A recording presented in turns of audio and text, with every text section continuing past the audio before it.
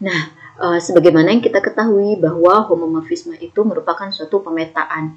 Dan yang namanya pemetaan ada yang disebut dengan pemetaan surjektif, injektif, dan bijektif. Nah, sebelum kita membahas tentang homomorfisme yang surjektif, injektif, dan bijektif, kita kembali dulu ke pemetaan yang surjektif, injektif, dan bijektif yang ilustrasinya dapat dilihat di sini.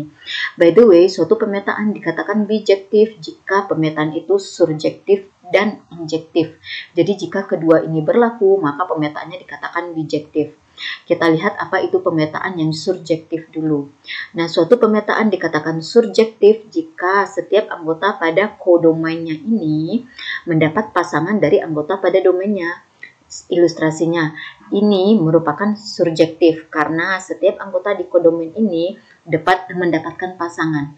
Yang ini bukan surjektif karena tidak ada anggota di kodomain ini yaitu H yang bukan merupakan anggota yang tidak mendapatkan pasangan.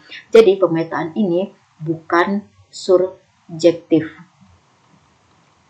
Kemudian yang ini juga bukan surjektif karena ada anggota di kodomain ini yang tidak mendapatkan pasangan. Jadi dia bukan surjektif. Oke, kemudian ini dia surjektif karena anggota di kodomain ini yaitu E dan F mendapatkan pasangan. Yang ini juga surjektif karena anggota di kodomain ini E dan F-nya mendapatkan pasangan. Yang ini bukan surjektif karena ada anggota di kodomain ini yaitu H yang tidak mendapatkan pasangan. Kemudian yang ini surjektif karena setiap anggota di sini punya pasangan. Kemudian yang ini surjektif karena setiap anggota di sini punya pasangan.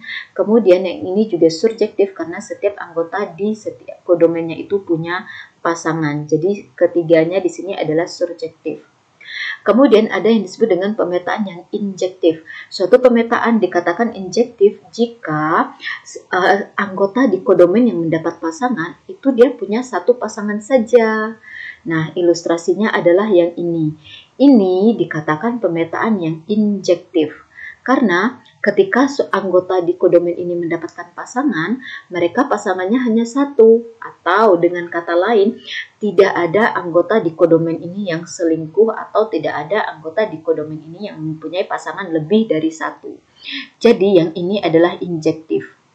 Tidak masalah yang anggota di sini tidak mendapat pasangan. Jika anggota di sini tidak punya pasangan, ada yang tidak punya pasangan, maka dia masalah bukan surjektifnya saja.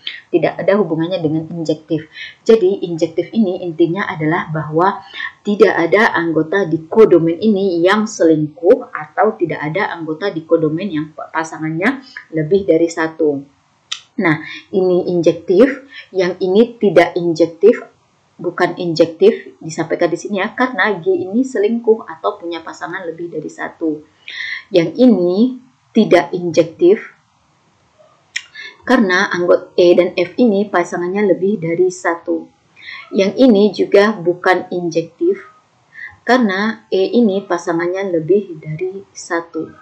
Yang ini injektif, karena tidak ada anggota di kodomain ini yang selingkuh.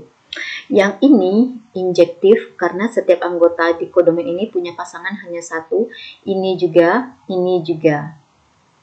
Oke, nah itulah beda antara injektif dan surjektif. Berikutnya bijektif. Suatu pemetaan dikatakan bijektif jika dia memenuhi dua kondisi ini sekaligus. Nah ini dikatakan bijektif, yang ini tidak bijektif karena dia tidak surjektif. Yang ini tidak bijektif karena dia tidak surjektif, tidak pula injektif. Yang ini tidak bijektif karena walaupun dia surjektif tapi dia tidak injektif.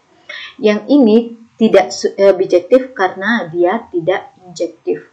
Yang ini tidak bijektif karena dia tidak surjektif. Nah, semua yang di sini itu adalah pemetaan yang bijektif.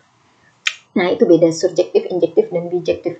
Berikutnya, ini adalah istilah-istilah untuk homomorfisme, istilah-istilah khusus. Jika homomorfisme itu injektif, maka disebut dengan monomorfisme. Jika homomorfisme itu surjektif, maka dia disebut dengan epimorfisme.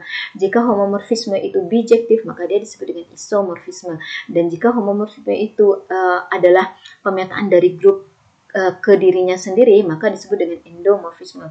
Jika endomorfisme itu adalah bijektif, maka dikatakan automorfisme.